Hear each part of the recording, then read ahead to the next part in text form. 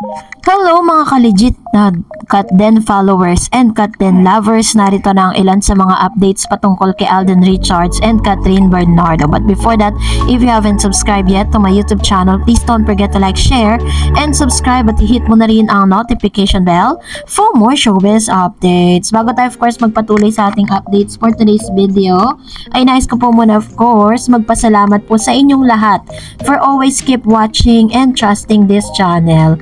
Maraming salamat po, no. So, for today's video, according po dun sa isang news or sa isang parang updates or quotes na nabasa ko or napanood ko, sabi po doon, ang Hello Love Again ay nasa 1.7 billion na. Pero sabi naman po ng ilang mga comments po sa comment section na nakuha na raw nila yung 3 billion spot.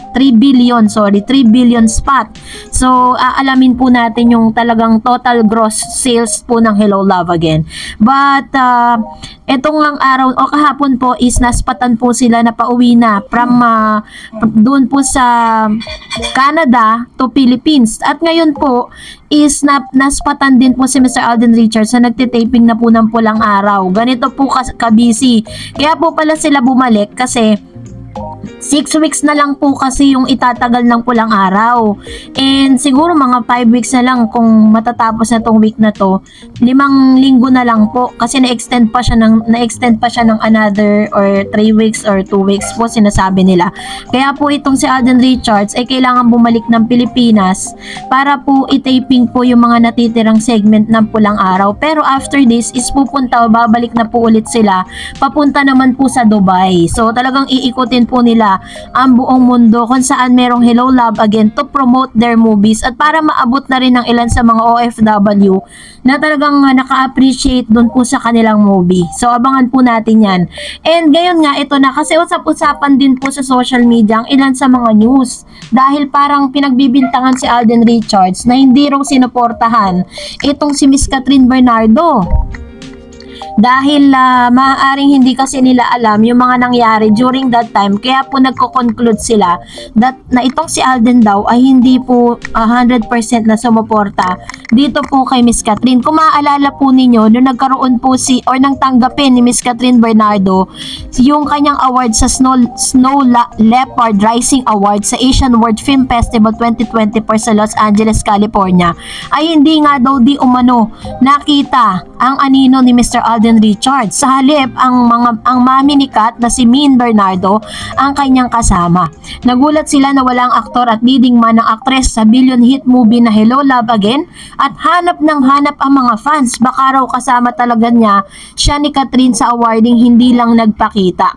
Pero sabi po ng ilang mga news na tama na wala si Alden. Kung sumamang aktor, inakusuhan na naman siyang si Mr. Promo King na inaagawan si Kathryn sa special day niya. May tumatawag pa nga kay Alden na too clingy at ayaw daw lubayan ng aktres. Biruin po ninyo yan ha, ganyan po katindi yung mga naglalabasang news. Ngayon, sa oras na ito, isa rin din pala sa mga parang dahilan kung bakit hindi na rin po sumama nga si Mr. Alden Richards doon dahil moment kasi ni Kathryn yon alone. Ayaw niya naman po na parang pati siya is maagawan niya pa ng spot si Miss Kathryn. Ganon po kagibing itong si Mr. Alden Richards pagdating po kay Miss Kathryn Bernardo. At isa rin sa mga kinatuwaan ng mga netizen dahil habang si Kathryn ay tumatanggap ng award, yun po talaga yung totoong totoong kwento doon. Habang tumatanggap po si Miss Kathryn Bernardo ng award doon po sa Asian Leopards Awards is si Mr. Alden Richards ay naspatan. Ito pala yung pagkakataon na yon na bumibili si Alden Richards at pumunta siya sa isang parang tindahan, store kung saan may mga luxury bag at doon niya po binilan si Miss Kathryn Bernardo bilang gift as an awardee. Yun pala talaga yung totoong kwento doon. Kaya ito po mga balita na to, hindi po ito sinuportahan ng ilang mga netizen. Dahil alam naman natin yung mga nangyari, diba? Pero sabi nga doon, mas okay pa raw na nanahimik na lang aktor. Pero ang ilang Katden fans ay nagre-reklamo na hindi ito sinuportahan ni Kathryn. Which is hindi naman totoo. Wala naman pong Katden na nagreklamo, no? Talagang ginagawan talaga nila mga pangit na news ang Katden. Gayon pa man, mas madali daw silang paliwanagan. Mas mahirap ipaintindi sa mga sarado masyadong isip na dinidiscredit ang partisipasyon ni Alden sa HLA dahil si Catherine lang daw ang rason kung bakit bilyones na ang box office gross nito worldwide. So yung mga nagsasabi po ng ganitong statement, basher po yun.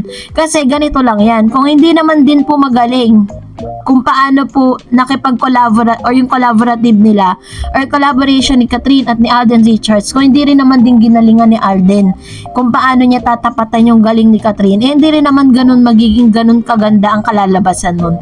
Kaya ako po naniniwala na kaya po naging successful to is nagtulungan po silang lahat. Hindi lang po iisang tao pwede nating ibigay yung credit kasi lahat naman sila nag-sacrifice at talagang ginalingan ang bawat karakter. Yun po yung aking obserbasyon dahil isa rin po ako sa mga naka-witness ng movie na ito. Kaya kung may mga ganito mang klase ng mga news na naglalabasan, parang wag tayo masyadong gullible sa paniniwala ng ganito, no? Kasi may mga ibang fans na naniniwala agad eh. So anyways, that's only a clarification.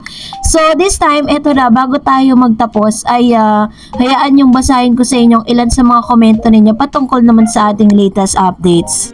Sabi po ni Jassy Buba, hello Miss Darren, sa concert po ni Darren Spanto yon, yung kumanta siya na In Love Na Ako, tas tinukso ni Alora si Kat. I think Kat then has a mutual understanding na even before they started the film HLA, pero ngayon baka they are officially together na kasi iba na yung mga body language niya, lalo na si Kat. During the HLG days and pre-HLA, si Kat makikita mo pa yung reservation, pero ngayon very comfy na siya kay Tiso. Yung katawan niya, lagi naka-lean on, directed towards kay Alden. Si Alden din hindi, which is true, diba? May mga nakikita tayo na parang sinasabi po ng ilang mga Katden fans na parang ang title daw ni Catherine at ni Alden is sandalan, diba? Lagi kasi siyang nakasandal kay Mr. Alden. Sabi niya, si Alden naman siya ang naaalangang hawakan si Kat. Halimbawa na lang yung naka-bareback si Kat. Hinawakan niya yung waist ni Kat as if he always does that. Basta iba na yung galawan nila ngayon. Iba na yung closeness nila. Anyways, I'm very happy for them kung nasan man sila sa point ng relationship nila ngayon.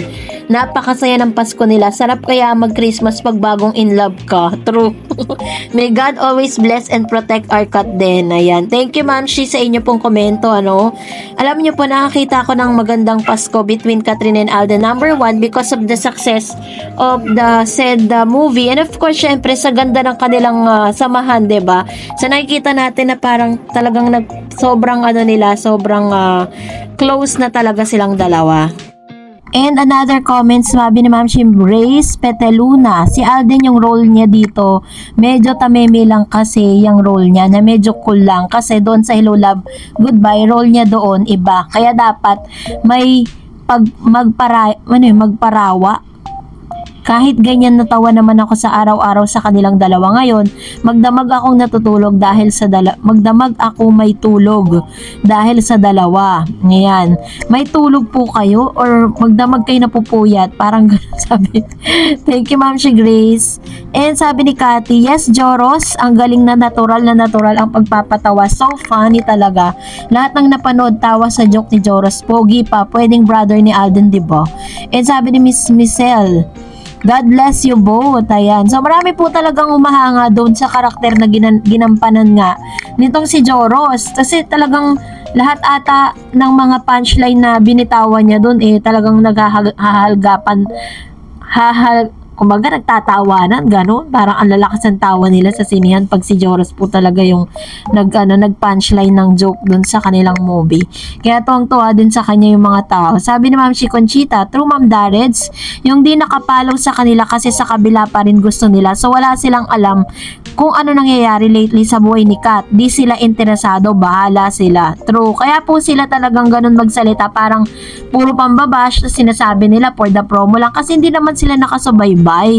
Diba? Hindi katulad natin na parang araw-araw nasusubaybayan natin kung ano po yung nangyayari talaga sa kanilang dalawa. Sabi ni Iray, dito sa Qatar, maraming cat. Pati beso-beso putol din. Ano na lang po yung napanood nyo dyan? Kasi diba parang, kasi ayun po yung sinasabi ng ilang mga viewers na may mga bansa kasi na talagang maga parang hindi inaalaw yung mga ganong klase. Sabi ni Miss Emerita Babauta, hello Ma'am Darreds, kulang araw ko pag di ko napanood. Basta for me, kahit sinong kapartner ni Kat, basta love niya, love din siya. Sana nga sila na ng Kat din. Ayan. Thank you Ma'am Shi. And sabi ni Miss Suling Floresca, salamat much kababayan sa update to our lovely Kat din forever love. Hello Love again is a beautiful movie film full of naturalness, emotion, and good vibes. Salamat Joro sa positive vibes. Ayan.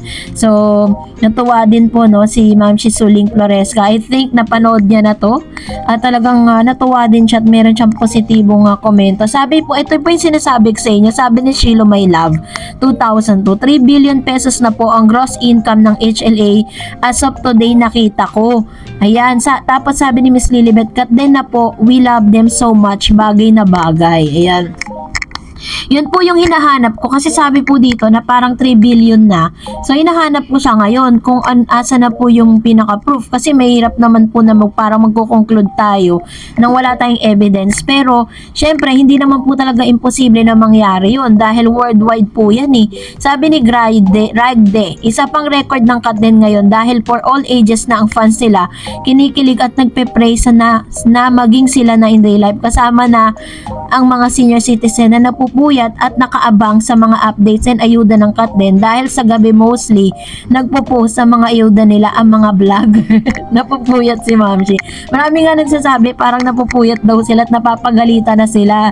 Sabi ni Sir Ren, what admire both Catherine and Alden given na matatalino, both of them, pero di ako believe sa dalawa to, both of them are eloquent, smart given yan sa Kat din. But not only that, both of them, we are good listener. Meron mga tao good conversation, but not good listener. Alden and Kat listens first before they talk, which is true. Si Catherine po talaga, nakikita ko, diba, parang pag nasa interview sila, makikita mo yan parang nakatingin siya sa kawalan, pero nag-iisip na siya ng isasagot niya.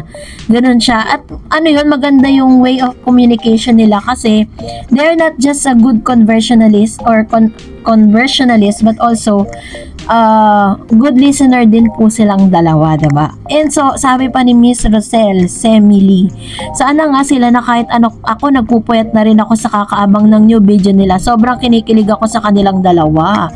Sabi ni Sir Ireneo, sa Middle East, Miss Darreds, bawal po ilabas ang mga kissing scene dahil galing po ako ng Dubai. Muslim country, ganun po talaga. Salamat at pinalabas po. God bless po. Congrats at Kat din. Ayan. Ito po yung sinasabi ko sa inyo. There are certain places or certain country na pumayag po silang pumayag sila na parang mapanood yun ng mga Pinoy doon. But, yun nga, may mga cut nga lang. And sabi ni Ma'am si Annabelle Garden, hello Miss Darreds, ongoing to 2 billion ang kikitain ng HLA. Kaya grabe talaga ang blessing. Tama ka, parang magical, parang someone helping them. Parang yung mother ata ni Alden, feeling ko. At napansin ko lang ha, ang naging collab team ni Alden, ang Aldab noon at itong Kat din now, sobrang suporta ng mga tao. Swerte talaga ata tong si Alden. Mabait kasi at marespeto at matulungin. May nabasa ako na tuloy daw ang teleserye at approved na sa both network ay remake daw nila yung Korean series na Queen of Tears. I don't know if it is true. Good night Miss Darreds and God bless. Ayun po yung inaalam ko sa ngayon kung totoo ba yun. Kasi pag po kasi nagkaroon ng remake yan, bibilin pa po yan ng ng dalawang network kasi magko-collab po sila eh.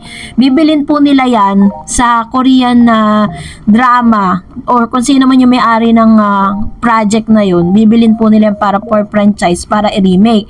Eh kung sariling atin na lang yung gagawin, 'di ba? Mas better pa.